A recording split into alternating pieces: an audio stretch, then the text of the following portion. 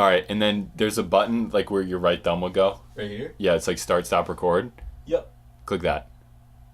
See your red And there's dot a red Right button. in the corner. Yeah. Perfect. Okay, cool. You're good. Do you need to turn the TV down out there? Yeah, just if you can mute the TV and then just talk at like a normal Alright. clip. Let's close it, Brett. Yes, please. Yep, thank you. Alright. Have a good one. Alright, you want to start these up? Yeah. Because we got to get going because the other one's like... Yeah, that's our timer. Do we have a timer going? No, I thought you were setting the timer. Okay, yeah, I will. I'll set it for How- 25 minutes. Yeah, 25. Does that look good there? I think so, dude. Does it look at... Wait, look at... You got to look at... Wait. We can't do it. It's not possible. Why? If I look at... You're seeing No, you. look at me. Oh, well, no. Okay, that's how we have to do it. Yeah, look at me. Yeah, of course, yeah. Yeah, I can sit more square, too. There we go, okay. And now you look at me. Yeah, that's good. Should I do it just a little bit more? What? No, because I'm going to... yeah, I don't know, dude. It's up to you. That's good. That's good Okay. right there. 25 minutes. It's going, Yeah. so... Do you want to start it off or me? You can. It's your podcast. I know, but it's just weird when it's... I don't know. I never know how to start it. It just goes. So Josh turns 22 tomorrow. 22. Yeah. Yeah. I'm recently 22 myself. And I think how I want to do this is I obviously asked you to be on here. And I want to ask you some questions. I didn't let you know about it before because I thought that'd be fun. Mm-hmm. I'm sure after the first couple of questions, it's kind of just going to turn into a conversation. And I'm already trying to resist the urge to just keep it like a conversation. So I guess the first thing that I will ask you is going to be about college, and we're coming towards the end of college. Do you have any regrets or things you wish you did differently? To a degree, absolutely. I would say I'm really, really quite disappointed with my BCA program. Mm-hmm. So a big reason I went to Central, sure, my mom went there, my dad went there, my brother went there. But a big reason I went is the BCA program was known as the best in the state. And when I was applying for schools and stuff, I wasn't sure if I wanted to go into being a reporter, a news person. I didn't necessarily understand that completely. But now, going through the program and going through all the electives and additional stuff, I'm just not a fan of... I'm just trying not to look at the camera. Sorry, keep going. Sorry, I just had to say something. No, it's okay. But, no, I was kind of disappointed with my teaching for my creative, I guess, media sort of thing. If you didn't do BCA, which is broadcasting, I always forget that. Yeah. But, what would you have done? That's what's tough. And it does align to what I kind of want to do still pretty well. But, for example, my girlfriend Madeline, she's doing everything with event planning. And I hear about her courses and her professors and the stuff she does for her career that make her ready for going into the workforce. And the stuff they make you do internships. And you don't have to have anything for broadcasting. They just say, good luck, sort of deal. Yeah. And just seeing all these things that help you get into the workforce and get you moving in the right direction. I'm not sure what major it would be per se. Yeah. But I would just try and find something that better set me up to go into the real world, if that makes sense. Of your field, yeah. Of my field. As you're saying that, because I feel very much the same with journalism. Yeah.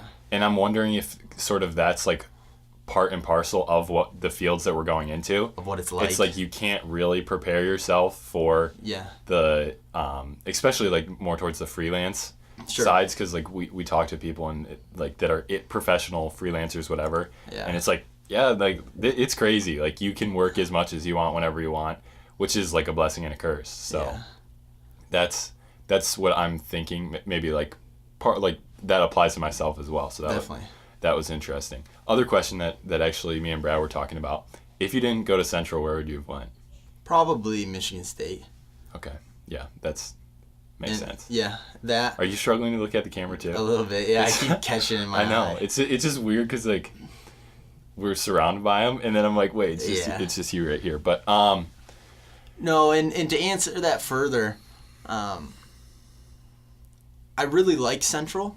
And I'm so happy with like everybody I've met there, all the friends I've made, the people I've met.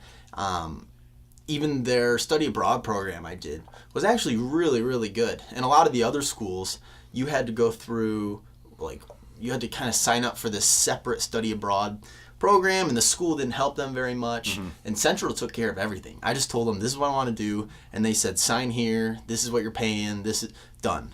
And so I really, really appreciated that. But that doesn't just say, oh, Central's amazing. Like, it's hard for me to say I live and die by my school, because I don't know. It's tough for me to say. Yeah. No, I totally feel you. Oh, excuse me. I totally I totally forgot about study abroad. Like, when I was trying to think of questions I was going to ask you. Yeah, it's hard when it's like... I want to ask that same question to you, though. Where would you go if you didn't come? Because I know you went to OU and then here, but where would have you gone? Yeah, I mean, like, honestly, nowhere.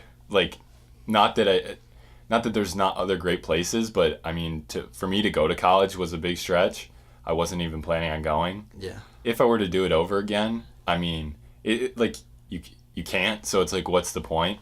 But it's just, like, the same thing. A lot of the stuff I've learned isn't extremely applicable. I agree. But it's then, like, what do you trade the experiences and stuff like that? So at the end of the day, it doesn't matter. Yeah. And I don't know if I could even... I mean, there's so many different schools that I would want to go to and try out. But here's my next question. Okay.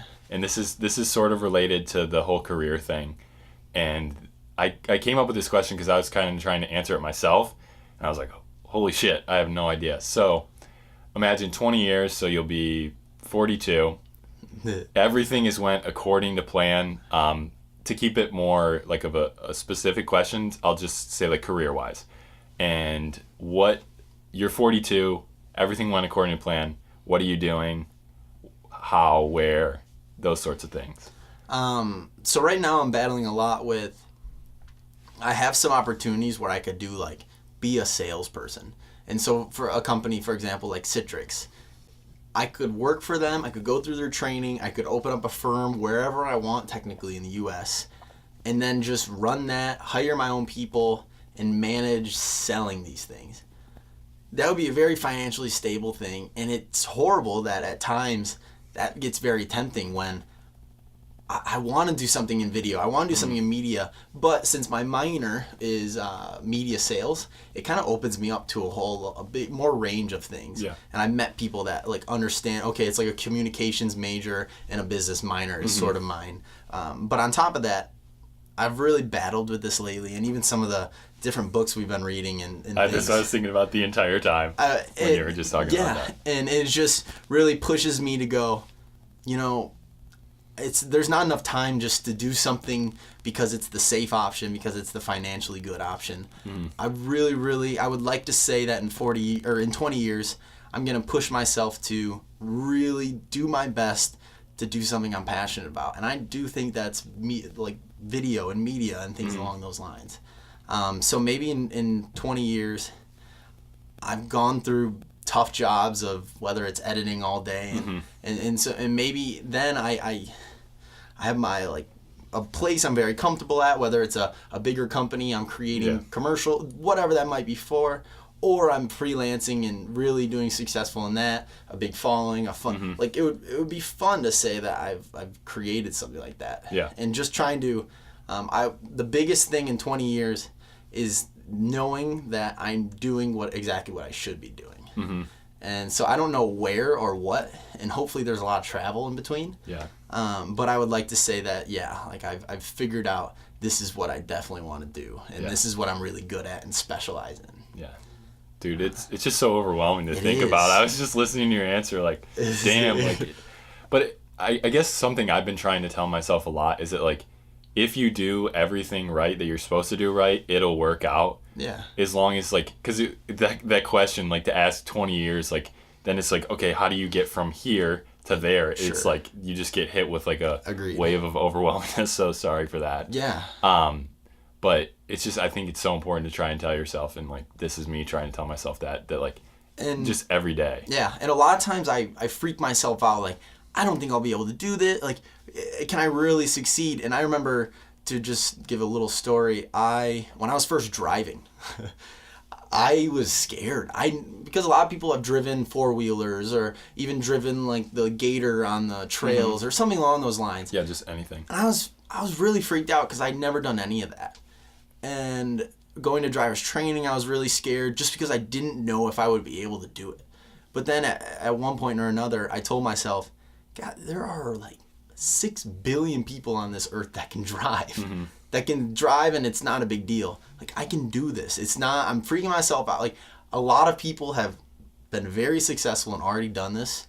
I'm going to be able to figure it out. And that's sort of the way I like to think about working and jobs and stuff. Is like, you know what? I know this transition seems impossible from college to work, but there has been billions of people that have figured it out. Yeah, and there's that, so it'll come. Do you know that Tim Ferriss quote that's like, he tries to tell himself if there's anyone that less driven and more stupid than him that's done it.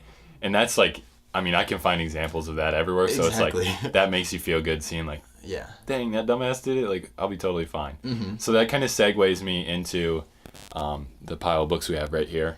So as we know, we started the book club. And how long's it been? Like a year and a half now? Something like that with Jocko. Yeah, that's discipline equals freedom. Yeah. So my question for you about book club is, what have you gotten out of it? Just in general, what have I taken away? What's your favorite part about it? Maybe like why you would try and convince someone who's watching this or listening to this why they should start their own book club, or something like that. Yeah. So one of the biggest things I've noticed, and giving people books and having them read and noticing how I read compared to them or whatever that might be. A lot of people will say like, oh, I'm a fast reader. I want to read fast.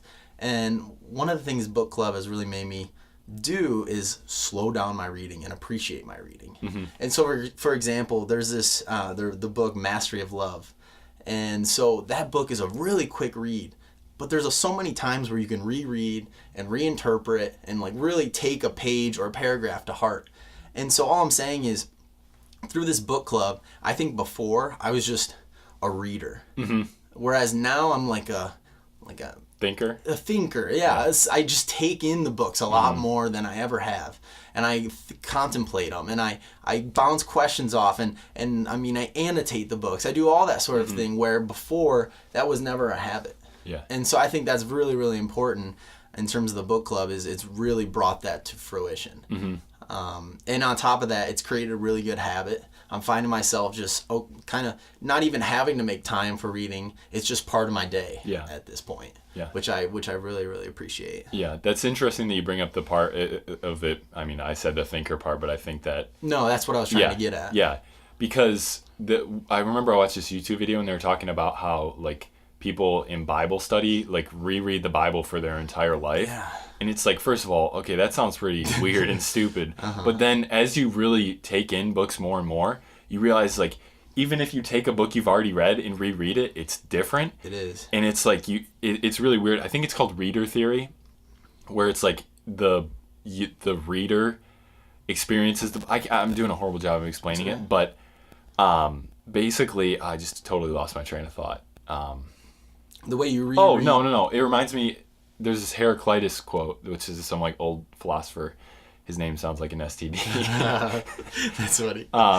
But it's like, no man is the same and no river is the same. So like you keep going to this river. The river's always flowing. You're always changing.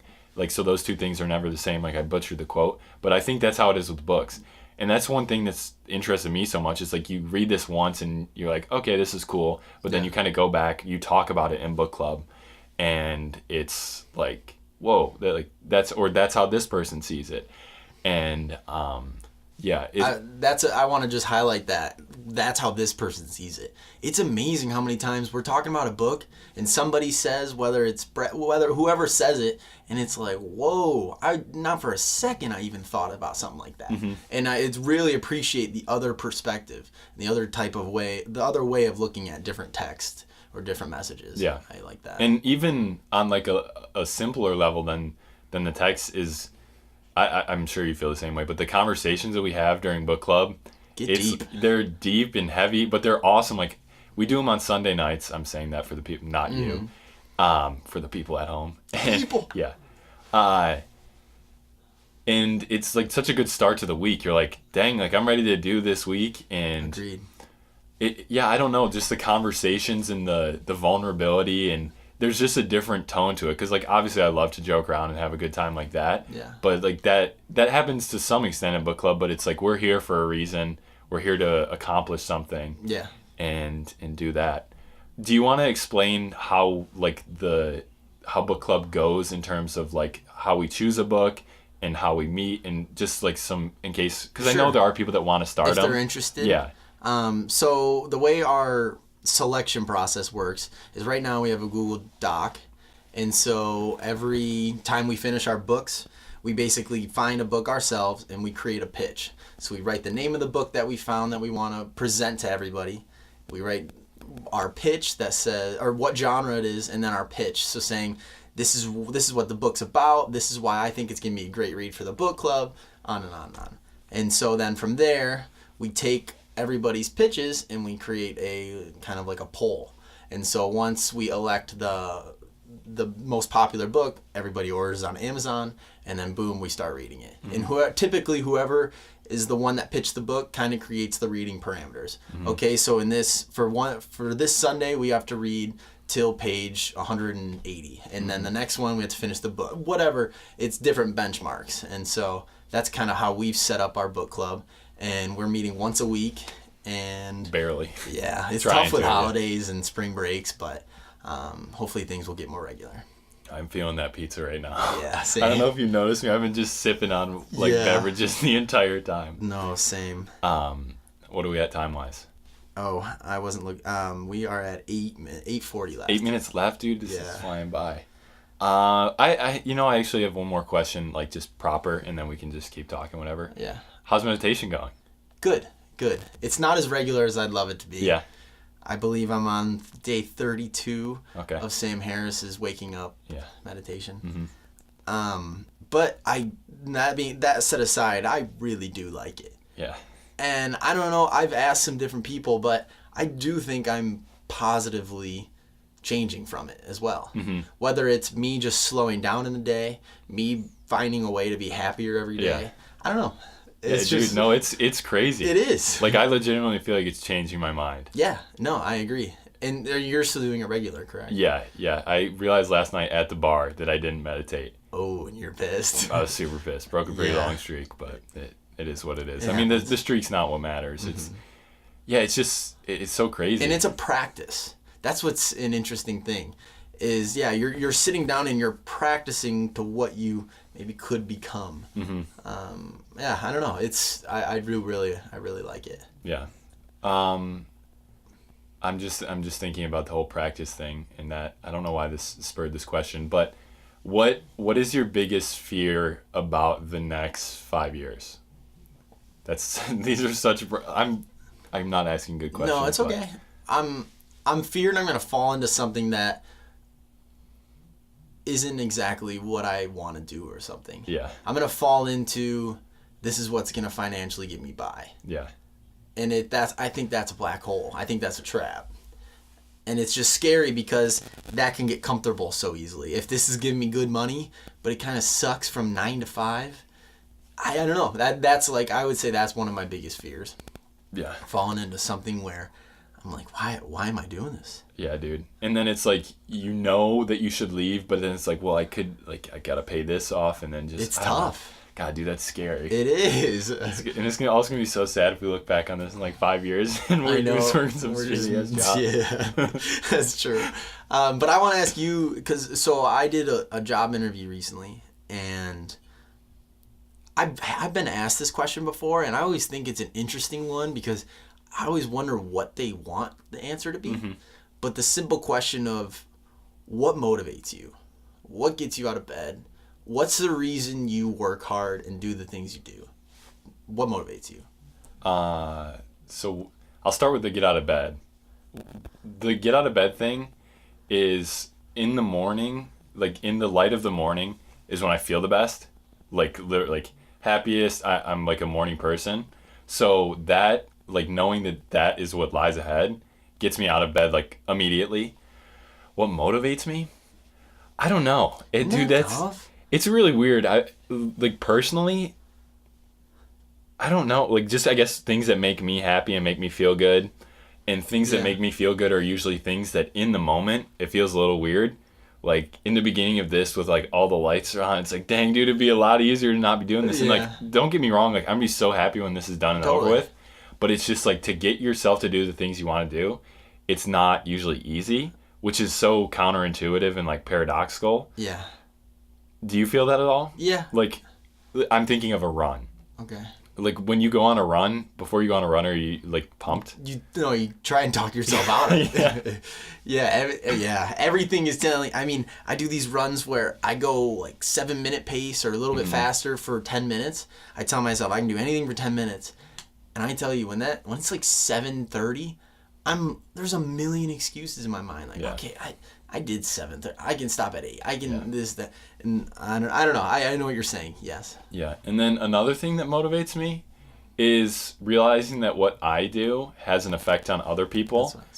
And what I'm thinking of now is you do something that is not necessarily uncharacteristic, but something people aren't expecting, and then that almost gives them a sort of permission. Because one thing I noticed with doing these things and starting up a podcast again is when you open up to someone, they usually open up to you, and it's just a reciprocity that happens kind of naturally.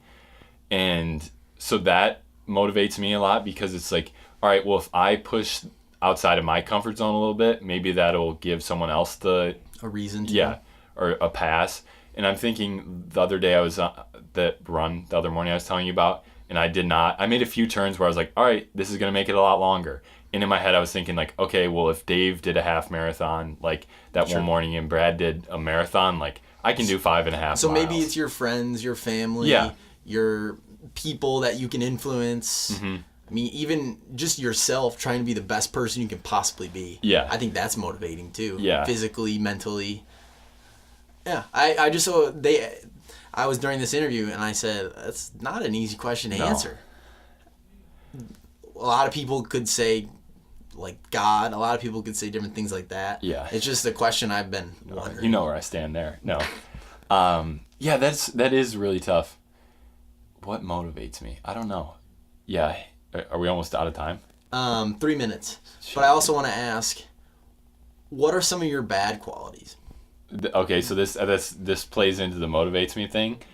And I was actually talking with my mom about this, is that I try a lot to help other people, which is it's a good thing and a bad thing. But a lot of it is if people want help, they'll do it themselves, or if I'm doing a bad job of explaining this, people will do things when they're ready, maybe something like that. I think I'm definitely pushy with people, or if people are doing something that I think is stupid, I am very I'll be hey, I think that's dumb. I'll kind of call you on it, and my mom will call me and be all right, whatever, dude, you need to chill out, because I just do that to her. I'm I think that's stupid. Yeah. And very blunt. Yeah, and which I think rubs some people the wrong way, but I think some people appreciate me for that, and that's most things where it's your bad quality is also sort of your good quality, but it's sure. I don't know. I could go on about the bad quality stuff for quite some time. No, that's also fair. But yeah, I think that's as much bad stuff about me as I want to divulge for now. No. Yeah. Good deal. Did you want to say anything else before? I mean, we really have 2 minutes. I know. It's just tough. There's so many things I want to talk about but there's not enough time. There's not enough time in the day. No. Any other things you want to bring up, though? Shoot. Oh, I know the last thing. This is a good closing thing. What are we gonna? I mean, obviously we're doing this podcast right here. We got to make some sort of video together. We haven't made anything. So what are we gonna do? It's a great question. Do you have any things on the forefront? Any ideas or? No, I was asking you. I know. I don't know. We need to do something. Is it do we go somewhere and do something? We can make a music video? We could do anything. Music video would be pretty fun. Yeah, that'd be cool. Yeah, we'll have to, we really do have to do something, though. It makes me mad that we haven't. Fuck you. Yeah, well, I guess we'll see. Any last words before I kill you? Well, I don't know if we have time technically, but I did want to ask. My last thing was, and we can always cut, because I think we can always stand minutes. up and hit it. I think we have 30 minutes. It's okay, we'll figure Should we it keep out. going? Maybe. But I just want to quickly ask, like, I was sitting contemplating this a lot from reading the When Breath Becomes When Air. Breath Becomes Air. Yeah. And so time set aside. Time doesn't matter in this equation. Oh, that scared the shit out of me. That did scare me. Time set aside, you're able to master anything.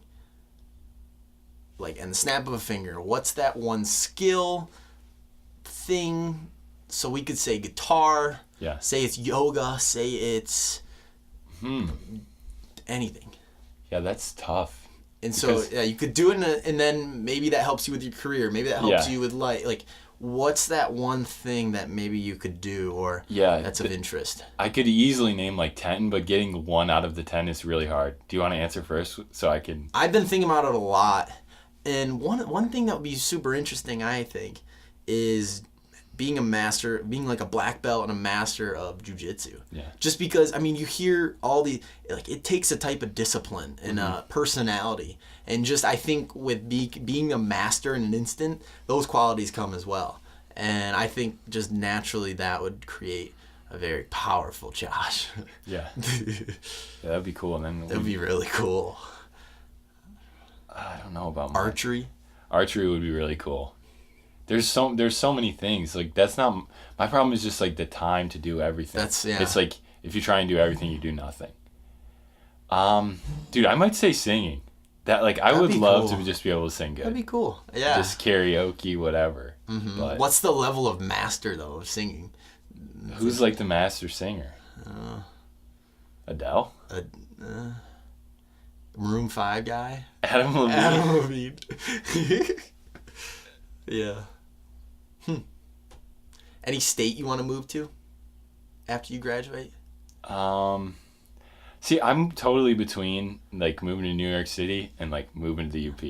Yeah. And just like either like complete like sensory overload with people, or like nothing. Well, I'm watching that climb. You just named it earlier. Alex Honnold. The free solo. Alex Honnold. Yep.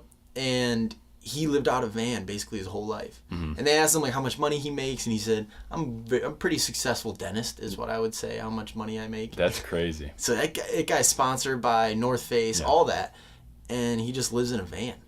And he's so happy and content with what he does, and that'd be interesting. And he said he'd give up climbing any day, or he'd give up having a girlfriend any day for climbing. He loves climbing. No way anything would ever take that over. Yeah. And that's interesting. It's just another way of looking at stuff. Mm-hmm. But yeah, I think I need to try somewhere warm.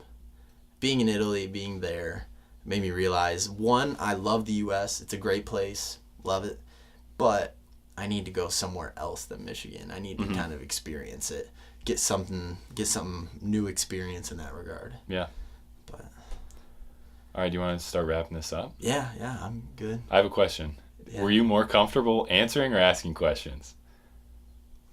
Maybe answering some of them. It's hard to ask questions. Yeah, it is. Because I had a lot of questions written down. I was like, these are good questions. And then when you're saying you want them to come up naturally, too. Yeah. You don't want to just ask it. Yeah. Even though I kind of did, but... That's fine. I forgive you.